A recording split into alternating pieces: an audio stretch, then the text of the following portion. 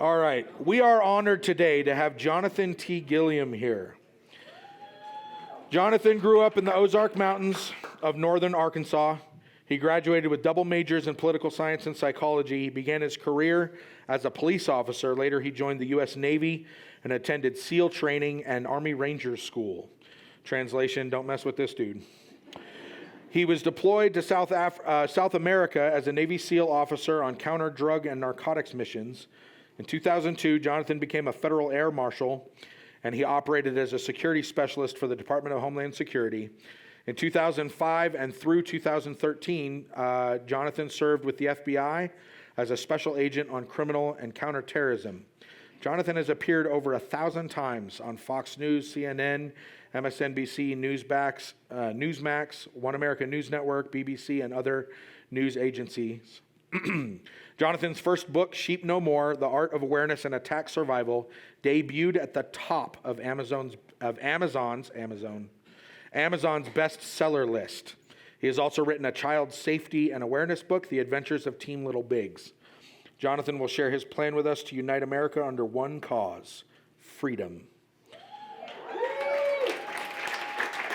It is our pleasure to proudly introduce Jonathan Gilliam. Thank you, my friend. Thank you, sir. He looks like Britney Spears with that little thing on his head right there, that little microphone. Except for I'm not dancing. I forgot he can keep talking while he walks away, so it doesn't do me any good to throw insults or jokes. So, there's a couple of housekeeping things I want to take care of real quick before I get started. First, I do have books on sale back there. I'm not here grifting. I want you to know that. I am traveling all over the country, and I'm going to speak right now about what I'm trying to share as I go around the country. I keep seeing all these people. Listen, I love President Trump, but he really did create a zombie apocalypse of grifters. And they go around and charge $30,000, $15,000 to come and speak. And I always ask the people who organize these things, I say, what did you get out of that for 30 grand? And they're like, well, it was good to hear them.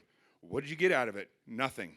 Nobody came together. They just came, little rally, pat each other on the back, and they go home. We're not going to do that today.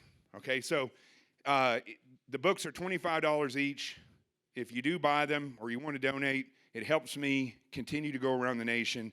And what you're going to see by the end of this speech, hopefully, you'll understand why this is important. Secondly, I just want to say welcome to all the FBI informants that are probably here. Good to see you. I used to work with your handlers, so I left, so that kind of tells you exactly what you're dealing with. So good to see you here.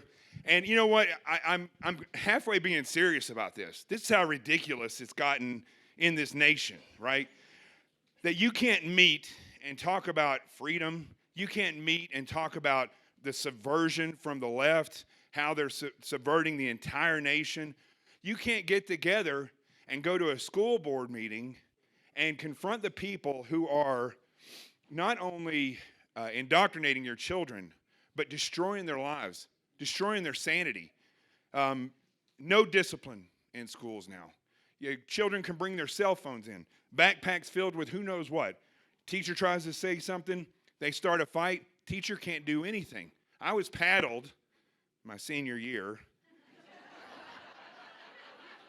because there was one of these guys, these people who they're always talking about how they want to go in the military and school and stuff. That guy, I don't think he probably ever went in the school or into the military, but he always carried a backpack. Now, I'm 51. When I was in school, nobody carried a backpack, right? We had an armful of, that's why my arms are big, because I carried books, half my life. And so I decided I wanted to see what was in that bag, and I looked at a guy next to me. I was like, and I was not a bully. I was not a big guy. I was a little guy. But I was mission-oriented from the beginning. And I said, I want to see what's in that bag. So I went after it, and unfortunately, he didn't like that. So I got paddled for that. But you know what I learned? I knew this already, actually. Getting paddled hurts, right? I made a calculated decision that day to do something that was probably not the nicest thing in the world. I ended up talking to him later. Never found out what was in that backpack. But the key to it was when my principal was going to paddle me. He thought he didn't think it was funny, but he did like the fact that he was getting to give me a lesson 2 weeks before I graduated high school.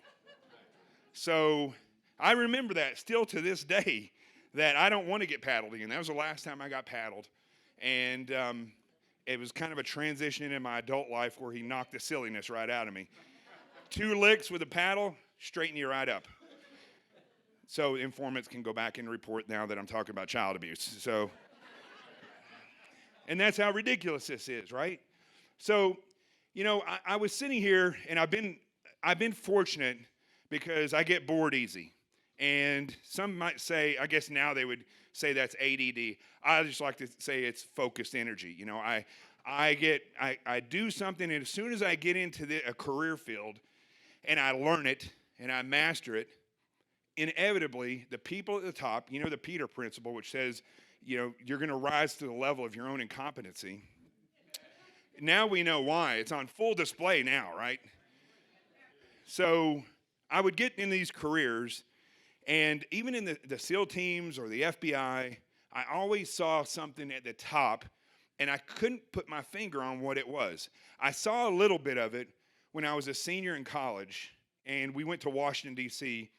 I'm from Arkansas originally, and we got to spend a day in the RNC and a day in the DNC. That was fascinating, the difference between the two. And then we got to spend a week in the Clinton White House answering phones. Yeah.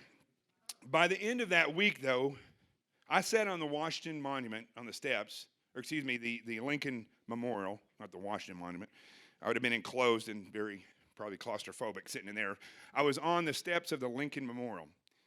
And I remember thinking to myself, I have no idea what it is I just witnessed over the past week. You know, I have a degree in psychology and political science, which means I know a BSer when I see one. That's about it, all right? So here I am sitting there, and I'm thinking, what is this? What am I seeing? Because it's not for the people, by the people. I walk into the DNC, I walk in the RNC. They're not government entities. They use the government to make money, right? They use us to make money. And really on the left, they're an ideological subversive movement. So I didn't know this. I could not put my finger on what it was. I then go in the military. I saw twinges of this at the top because I didn't see us when war broke out on 9/11. I didn't see us rushing in the battle. And I saw decisions being made where they didn't want to use SEALs because a lot of these higher-ups were afraid to put people out there who would go into battle and could potentially get killed. And they didn't want that on their career. So careerism is huge in the military. Now, I'm sure it's always been, but when we went from the Department of War to the Department of Defense, and from a Secretary of War to a Secretary of Defense back in the late 40s, everything became political. We fight, we lose political wars. We've never won a war since World War II. I mean, anybody in here that was in Vietnam can tell you that. Korea, anybody that fought in Afghanistan or Iraq will tell you, honorable battles, won battles, never won a war. Because it's political, careerism. So I saw this. The air marshals, don't even get me started on that. It was a disaster. You know, it was designed by the elite people from the Secret Service. So they gave us the same gun that they used, that if I shoot a skinny terrorist, it's going to go through him and hit grandma on the other side or go through the cockpit wall. You know, it was ridiculous. It wasn't thought through. They were my first deal with mandates, they were mandating that we wear a suit jacket at all times. Ridiculous. People on planes, I mean, you see somebody sit down with a suit jacket and never take it off. I mean, the chances are that's probably an air marshal, you know, if you think about it, something's up with that. So when I transitioned to Homeland Security, I wasn't with Homeland Security. I was a contractor for a company owned by some amazing SEALs. And AMTI was the place where, for a moment in time and space, I was able to use all my training with men that wanted to find solutions, and we were given the freedom to make changes, and it was awesome. We were separate from the government, so the oversight was less, and we just were stellar. There was not careerism. Nobody was getting fired. If you did something that was a little too aggressive in your training, it was just kind of, they understood why we were doing it. Amazing, amazing group of men. Then I went from there into the FBI. Yeah, it's just not quite the same as it was at AMTI. So about 6 months in, I'm working, they put us on the new agent squad, and we do all the background checks. So I had one female who was a Harvard grad, and she had asked me and some other guys if we could help her with canvassing. So I went out there, we busted our rear end for several days helping this girl, and woman, female, however you want to say it. So we helped her, and then when it came time, because I'm a team player, to ask her for help, she said, no, I'm too busy, I got stuff, I got paperwork I got to do. This is a new agent, right? Your paperwork is kind of limited at this point. So I said, I don't know where you're from or where you went to school, but where I'm from, teamwork is everything. And we worked for you when you asked us, and now you know what she did? She went and told the boss that I was dominating her, trying to be aggressive, that it was not correct the way I was talking. So that was within 6 months in the Bureau. I knew something was drastically wrong. The further I got along, if you've ever seen the movie or the series Mindhunter, how many people in here have ever seen that? If you want to get a real taste for how the Bureau is, that's perfect, because the guy thinks outside the box and he gets crushed every time he thinks outside the box.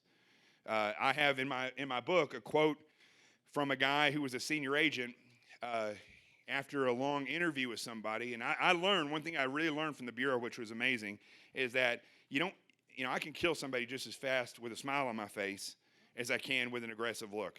And I can interview somebody and get them to work with me by actually being good to them and working with them and talking about nothing that has to do with anything I want to know for as long as it takes to build that bond.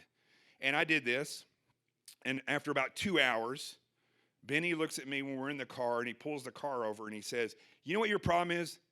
90% of what you do is outside of the box. This is the FBI. We think inside the box.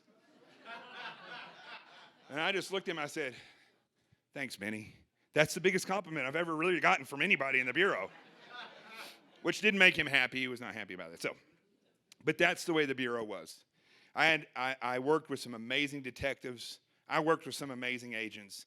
I only worked with maybe 1 or 2 amazing superiors in the FBI. Everyone else was career-oriented. Now that I look back on it, they were leftist.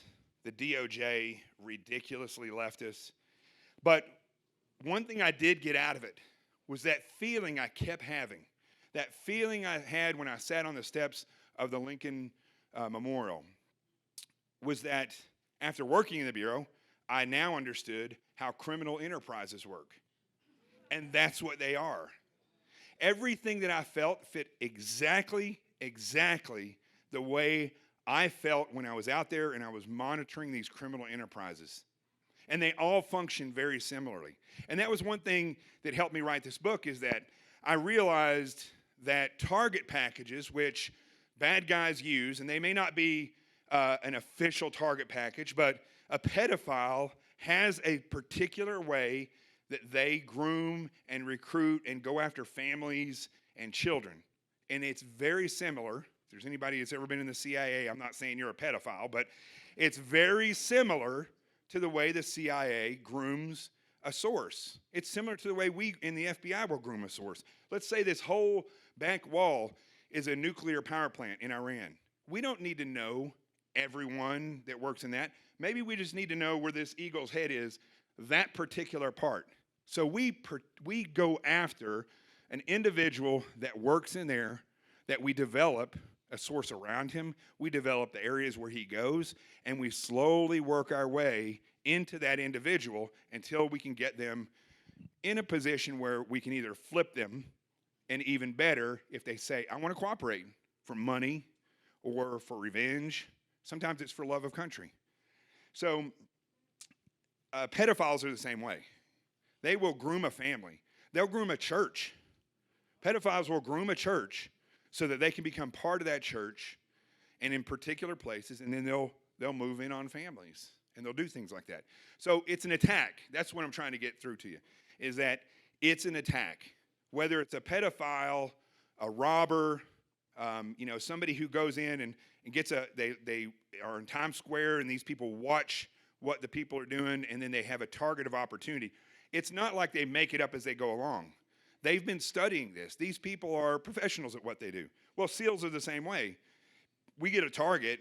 We don't just make it up as we go along. It may be a target of opportunity, but we're using our skills and training. We build a target package on this individual. We look at concepts of operations, different strategies or tactics that we can use, and then we work our way in there and we do a direct action mission. We get it, whatever it is, and we get out, whether it's attack or taking somebody, snatching them, whatever it is.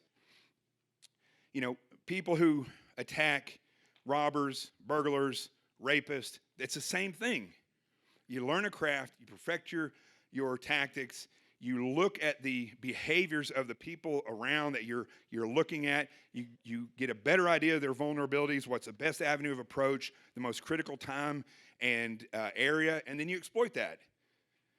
Well, that is what's happened to us. That's what's happened to us on a grand scale. Our freedom it's very fragile.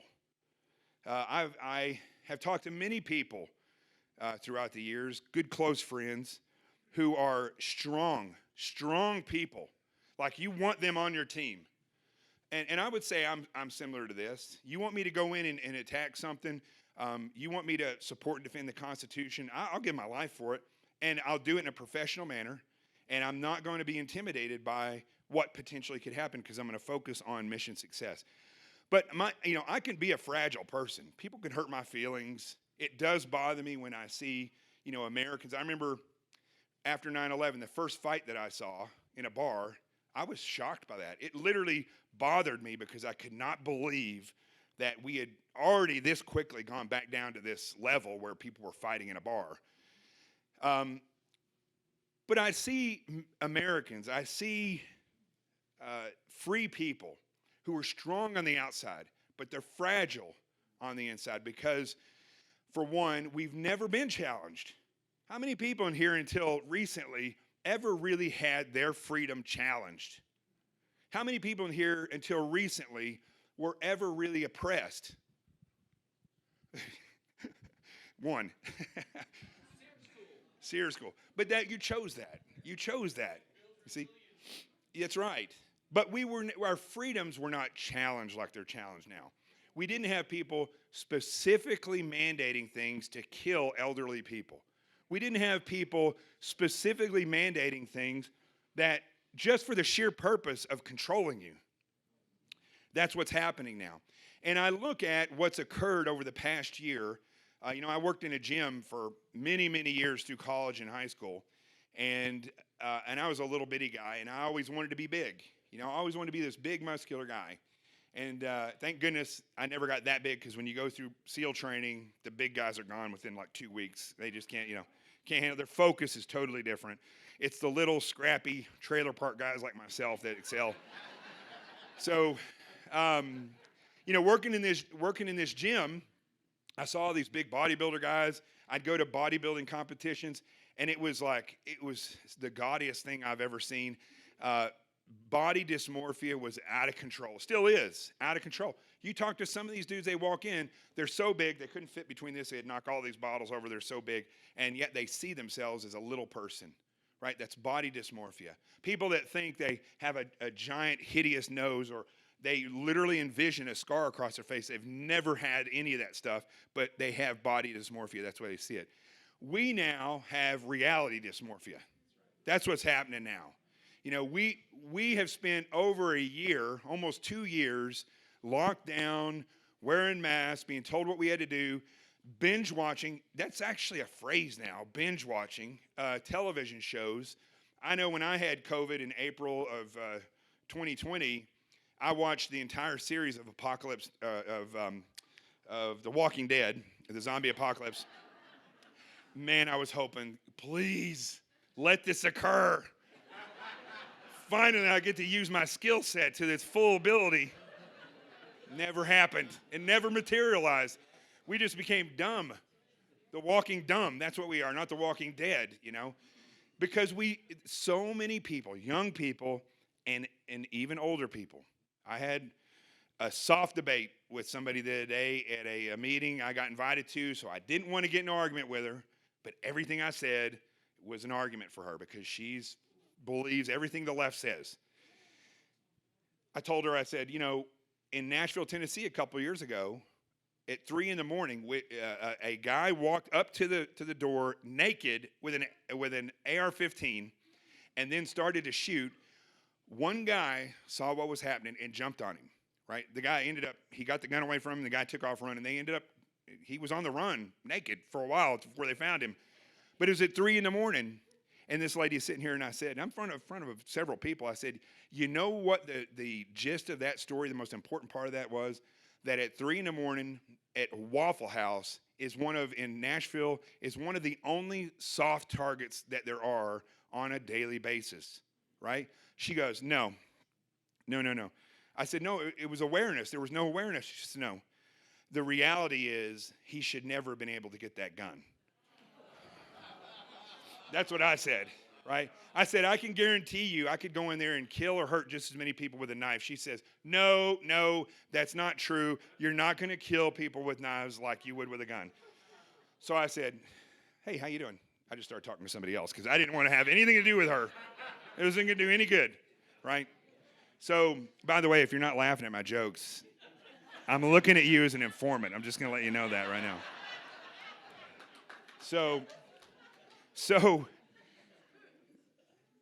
the point is that we have developed this sense of reality that is not real. It's not real. And I look at the founding fathers. I did binge watch some things. There's a show, Turn, on Netflix.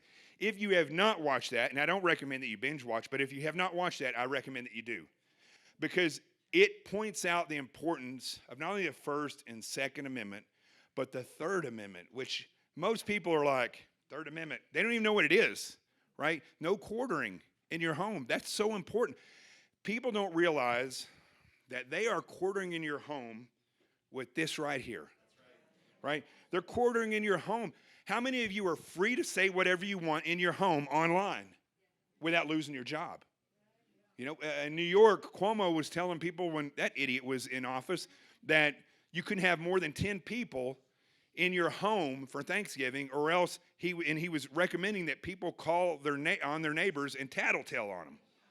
That's quartering in your home. They just have a way to do it that just wasn't the same back then.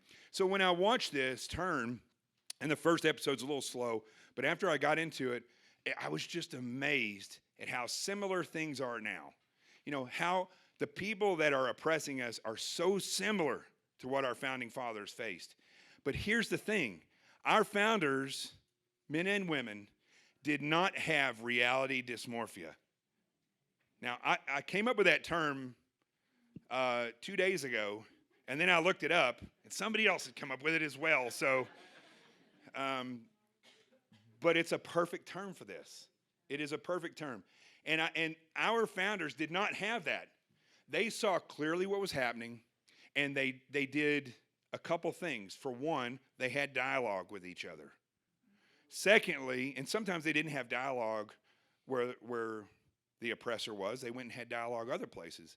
Secondly, they had realistic expectations of what their possibilities were. And they knew they had the potential to stand against this king, this tyrant. But they didn't overthink it, right? They didn't become heroes or altruistic. What they became were realists. And the third thing was that they knew, I think George Washington, the rest of these people would have known that a great vast majority of the people would do nothing. That's why they had people who were loyalists. And it was almost similar to the way it was now. In their Civil War, we were divided through and through. But in the Revolutionary War, your neighbor could be a loyalist, and you would never know it, or they would make it known, and not knowing that you were somebody who wanted your freedom. So we're kind of that way now. We're that way again. But these founders understood that only a portion of the people would step forward. And so what they did was they united those people. They created a rank structure. They put ego to the side, although when you do watch that show, you do see some of the egos, and mistakes are made through egos, typically in warfare or in whenever you're trying to push forward for a cause. Ego is a terrible problem, but rank structure is not. What was this guy good at versus that guy? What could she do that they couldn't do? And they used those things to develop really a war-fighting machine. A war-fighting machine that was effective. A war-fighting machine with structure. A war-fighting machine with cause. And a war-fighting machine made up of civilians who had their own guns, who took an oath to support and defend the Constitution of the United States of America. We have none of that. How many people in this room right now have taken an oath to support and defend the Constitution? Okay. I'm going to give everybody else in this room today the opportunity to take an oath. Why did everybody, raise your hands up again. Why did you take an oath? What? To protect the freedom. No, but in what capacity? Okay, ma'am. MRC. Okay.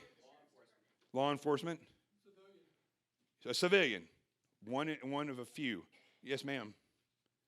Right there. But why did you take an oath? Did you take an oath in official duty or not? No. So here's what I like about this room is usually when I go, no civilian is taking the oath, right? Because and that's what's unique about this group is that, and I knew I was going to find some people in here who were civilians who took the oath as a civilian, but most civilians never do. Most civilians never have. Now, everybody who has not taken oaths, raise your hand. What do you think? I like why people are going like this now. Why? Why haven't you done that? Because you've been told that oath only applies to official duty, right? It doesn't. You know what official duty is? It's me saying, I'm going to step forward, just like those people did with George Washington. I'm going to step forward. I'm going to be part of the solution. You do not have to wait for official duty. It does not. You don't have to be young and 20-something-year-old and full of energy and fight. You're never too old to say, I will stand and support and defend the Constitution. It's your Constitution. Right. It's your freedom. And the freedom that's being lost is being lost because this right here, I don't know if you realize, but this amount of people in this room, we could change everything. We could change everything. However, if we're not organized, if we're not willing, if we don't understand that we do need rank structure, I know there's a lot of people in this room who have great ideas and you understand how everything should be done. Trust me, I was an officer in the SEAL teams. Every dude that worked for me knew exactly how it should be done, right? Better than I did. I get it. But when they stepped into the battlefield, there was a rank structure and they understood that. And you know what happened? Their ideas were the same ideas as mine, typically, because we had standard operating procedures. But they understood the task organization. And they knew when I was going like this and saying, go right, they knew because typically a person who's under stress can physically say, go this way, and they may mentally say, go the other way. So we had standard operating procedures. If I'm saying go left, or I'm saying go right, and I'm pointing in the direction of the left, they would go left, right? So, and it gets confusing, but we worked that out. And then if they started going left, then we would quickly, and I didn't want to go that way, we would quickly remedy that. But we didn't go into it, and we looked at the potential of that problem. We have contingency plans for that. So we don't have any of that. We don't. And here's what we don't have, the other big thing that we don't have. I said this on Breitbart this morning. I was on at 8 o'clock this morning, freezing to death while I was laying in my bed because I didn't put my heater on, not realizing it was going to be 40 degrees here. So 8 o'clock this morning, I'm on Breitbart, and I think people are really surprised when I tell them there is no such thing as a Republican Party, right? There's a Republican Party in name only. They are a fundraising entity. They own the ticket or the line on the ticket. But there is no warfighting machine. When you elect somebody to go to Washington, D.C., or go to the governor's office, or go to these places, unless they go there and develop their own little warfighting machine, there is no warfighting machine called the Republican Party. It does not exist. I've met with chairs, county chairs, district chairs, state chairs all over the country. I asked them the same thing. What is the Republican Party? They don't have an answer for that. They raise money. They do not run campaigns. You may think that the Republican Party runs campaigns. They don't. Other people run those campaigns, and then they give them the backing, and then they raise money off of them. That's all they do. The Democrat Party is a fully funded, fully operational warfighting machine. They have propaganda machines. They have logistics. They have attorneys and whole legal teams. They can right now in this country, within 2 hours, start a rally, a riot. They don't use the word riot, but they can start a rally, a riot, a protest, or a celebration anywhere. They want to throw insult like they did with Donald Trump when he lost. They had a party in Philly. They were going to have basically a riot, but they changed it on a dime. That's how good their communications and their logistics are set up. They want to have something out here. I can guarantee you the first people who are going to show up out here are going to be people that organize these things. And it's not their first time out the door. That's what they do. I have a friend who flies for American. He said when all this stuff was hot and heavy, he would see these people, and they're easily identifiable. And he would see them multiple times flying to Portland or New York, wherever there was going to be something, they would show up. They have people identified by armbands or whatever they come up with. They have medics. They have, even more importantly than that, they have security teams. And it's not a security team to make sure that they're safe. Let's say you're out there protesting, their security people will run up and disrupt you while the rest of the people go through and break and tear stuff up. They also have disruptors when you have your moment of free speech and you're out there and you have your rally. And I almost got arrested in Nassau County about 3 months ago. They have people who will come out and disrupt you. And the cops believe that that's their freedom of speech. That is not their freedom of speech. Menacing is not covered under the First Amendment. The Founding Fathers did not say it's important for you to have, your own religion. It's important for you to be able to assemble and speak, and it's important for you to menace. They didn't say that. There's nowhere in the First Amendment for that to happen.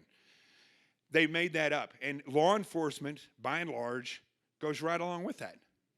I met with the commissioner of Nassau County after this happened. This guy we were out there rallying in front of a TV station because Cuomo was going to mandate them to be masked. Young children. So we had all these people speak, and then we had several children, 4 years old up to like 13. And I was letting them talk on the bullhorn. And this guy kept encroaching. He had his phone, and he was filming, and he was getting closer and closer. And the moms were getting angry about this. And because we are the way we are, they started yelling at the guy, right? They didn't know how to put a perimeter up. The guys that were there were just standing back there like, oh, wow. And this guy kept getting closer and closer, filming the children under the guise that he is a journalist, right? But he was there to disrupt. Well, I'd had enough. And I walked up to him and I put the bullhorn in his face. I said, what do you have to say about this? And when he started to say something, I go, I'm not interested in that. Get out of here. You're an idiot. Well, then he pressed forward towards me with his phone and said, what's your name? I grabbed his phone and pushed him away because I, having the experience that I have, been in special forces as an attacker, worked in multiple law enforcement agencies, over 20 years of experience targeting bad guys. I deemed that guy an imminent threat to these people and those children. I gave his phone back. I said, get out of here. He went over to the cops. The cops got me. They brought me over, talking to him, and they have this discussion with me. You cannot take his phone. I said, why? He was filming children. They said, well, the children are out there. The parents have them out there, so there's no law against them being filmed.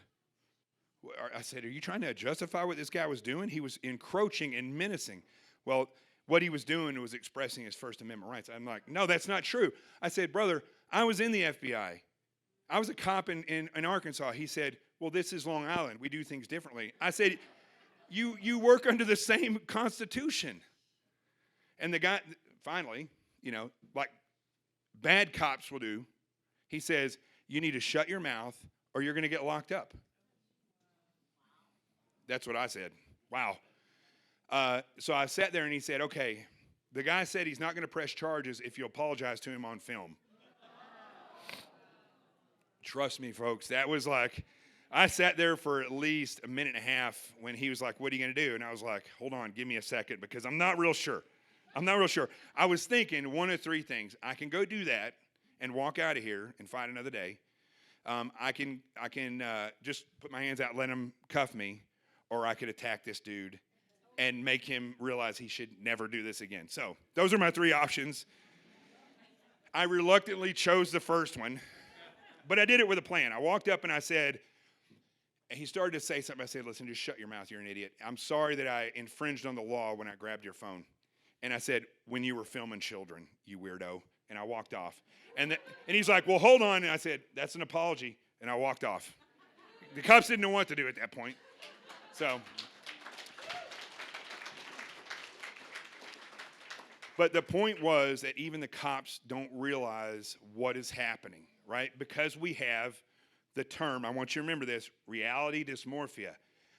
They don't even realize what the Constitution says. I guarantee you, the majority of law enforcement officers that I ever worked with, if you ask them more than the first three amendments, they won't know them. And if you ask them to describe the first three, they won't know how to describe what they are. Right? It's very important that we understand that. So, this is why I'm here today, right? Because you all show up. The very first thing you have to do is show up and have dialogue.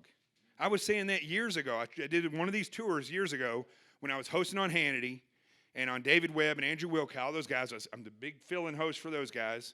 Dan Bongino and I were on Hannity filling in. Dan's career went way here and mine kind of leveled out. So good for him. I'm no hard feelings for Dan. He's a great guy. But I'm on the street. I think God kept me here because he wants me to meet with you all face to face. And he wants me to tell you, I truly believe that. He wants you all to know, what Dan and the rest of these people do is great. They have a voice. They have a platform. They're keeping that speech going. But what God wants you to realize is that this is your nation. This is your freedom. This is your job if you want to keep that freedom. It's not the cop's job. It's not military's job.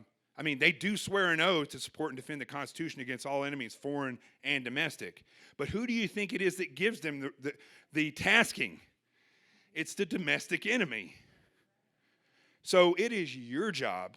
It is your job to start coming together. Dialogue is great. But we're all talking now. We all feel the same way, right? We all feel the same way. But what has to happen now is we all have to take the oath. We have to realize that it is us, we the people, that need to support and defend the Constitution against all enemies, foreign and domestic. We don't take tasking from those people. You don't wake up and wait for the government to tell you what to do.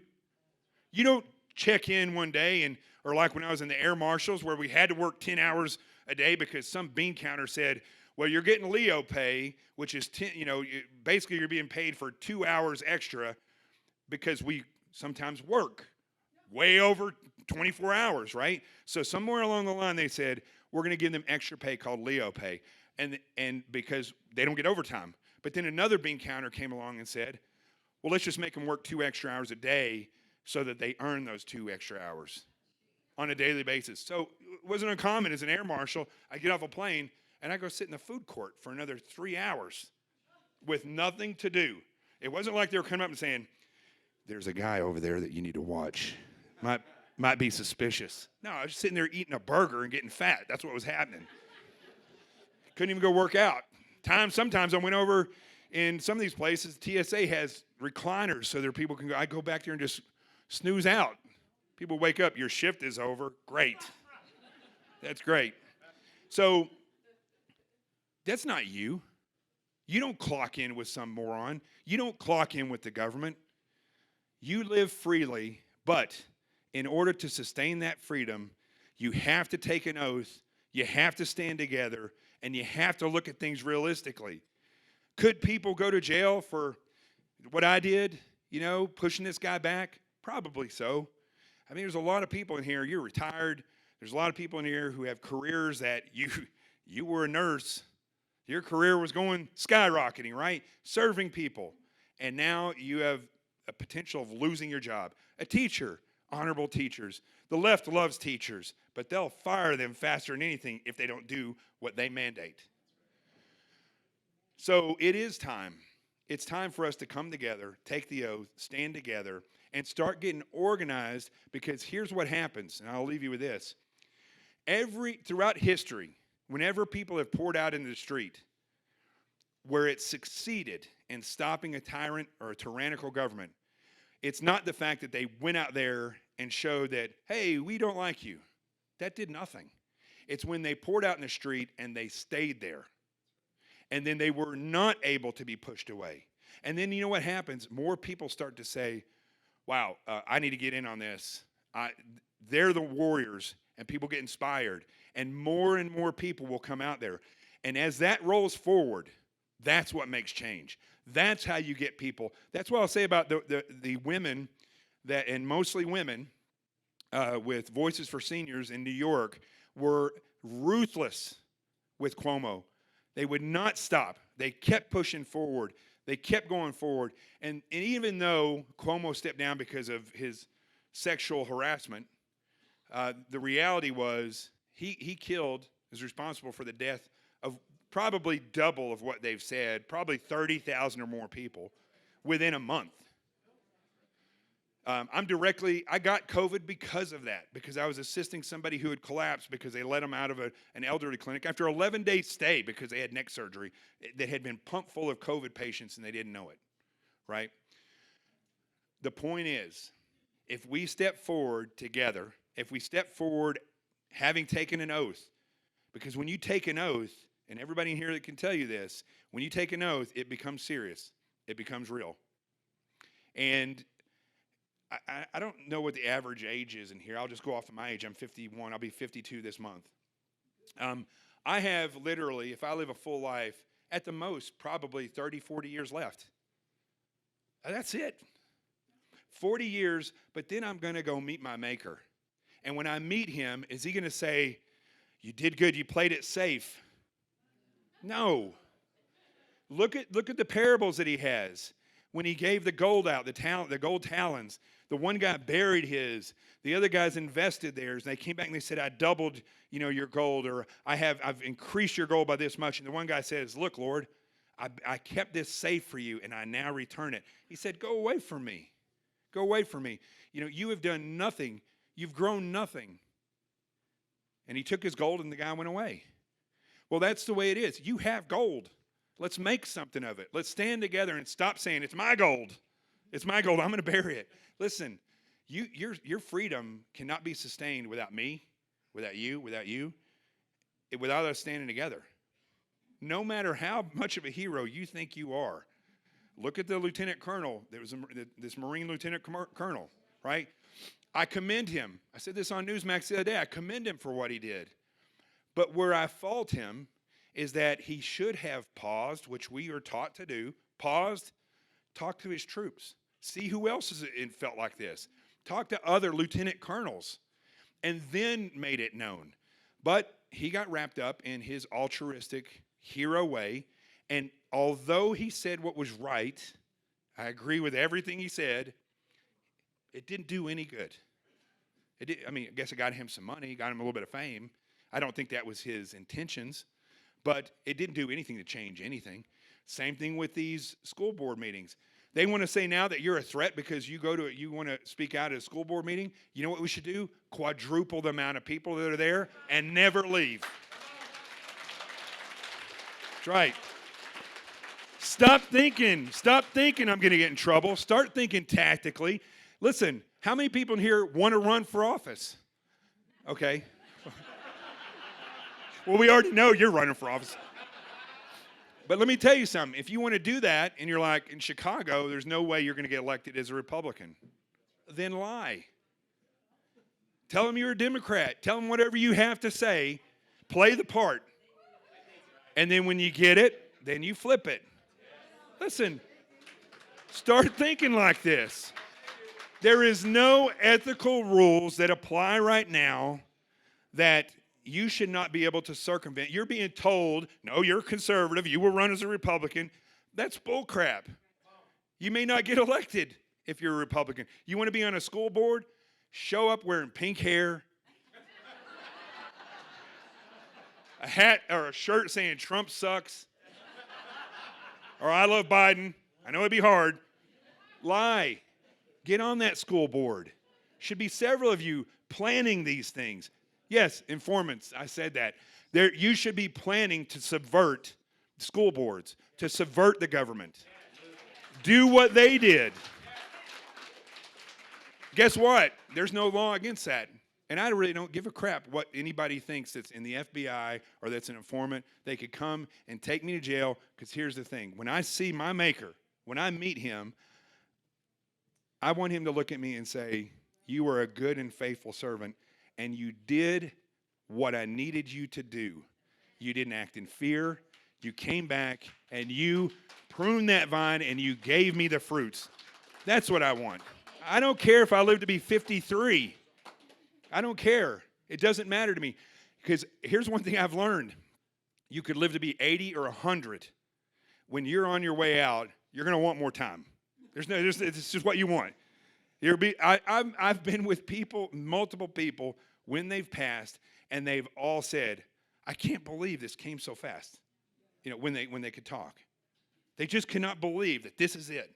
Well, guess what, folks? It doesn't matter if they were 50 or if they were 80.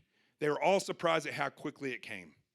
And so if we start marching forward together, unified, we wouldn't have to use violence because we'd have the numbers, right? 100 Antifa show up, 10,000 of us should show up. We're here. We got the numbers. So what I'm doing now, and I'm going to close it with this, is the Free Territorial Alliance. You can go to ftanation.com. It's a new website. I developed this to go around and get people to take an oath to support and defend the Constitution. When you go on there, I spent a month writing a new Declaration of Independence, right? Because our Declaration of Independence that was written in the 1700s was written to declare our independence from a tyrant, right? A king that they were being ruled over. And that Declaration of Independence wasn't just a declaration of independence on paper. It was a declaration of our authority, that we were now our authority. And that's what gave the Constitution its authority. So, and God granted us our rights, and the founders put those rights down on paper. Now I wrote this Free Territorial Alliance document.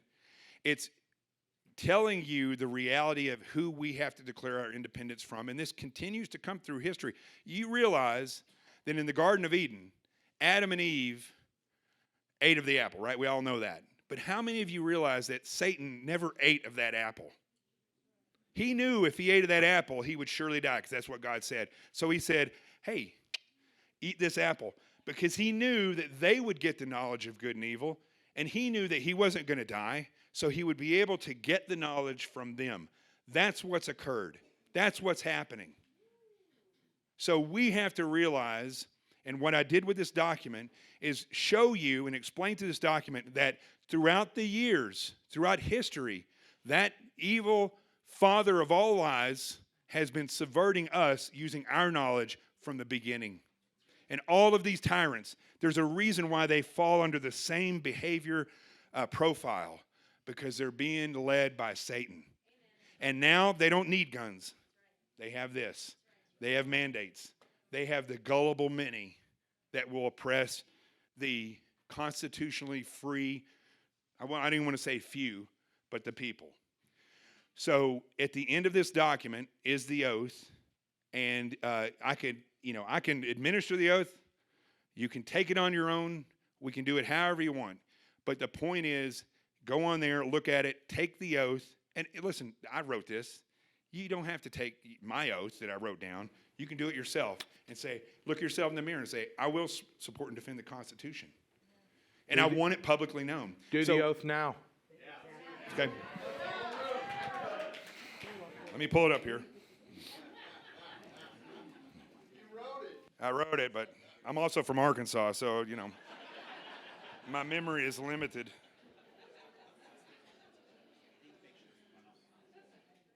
All right, let me see here.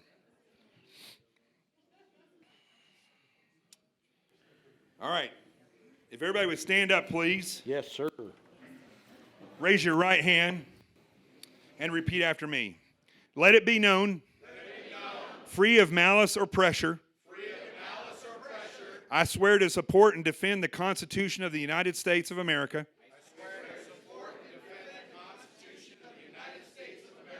And the freedoms listed therein. Against all enemies, be they foreign or domestic. I pledge not to capitulate to any other form of government. Beyond that which is defined in our nation's founding documents. I swear this in front of all the citizenry. And God Himself. That I shall be held to this oath by the same. And as such. I shall sign my name on this alliance. That it may be known I made this pledge. And commitment. Which I intend to uphold. So help me God. All right. You have now sworn an oath to support and defend the Constitution. Now I put in there, you can sign the document. Go on there if you want, sign the document. 56 people or 57 people signed the Declaration of Independence. That's it. Over 5,000 people have signed this, and this is the second time I've ever given it in public and had people take the oath. And I'm telling you right now, I did an official service. You're now in official service because this is the front line. God bless every single one of you. The truth has arrived. I love you.